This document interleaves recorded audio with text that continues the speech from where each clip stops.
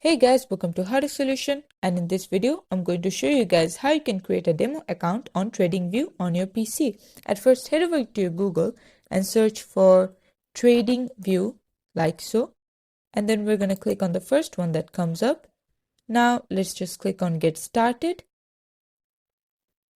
and then we're going to click on Get Started again since we don't have any money right now.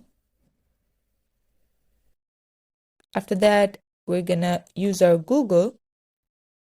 Just put whatever email you want to sign in, and then it says choose photo and anything. And if you want marketing emails or not, I'm gonna click that I don't want it.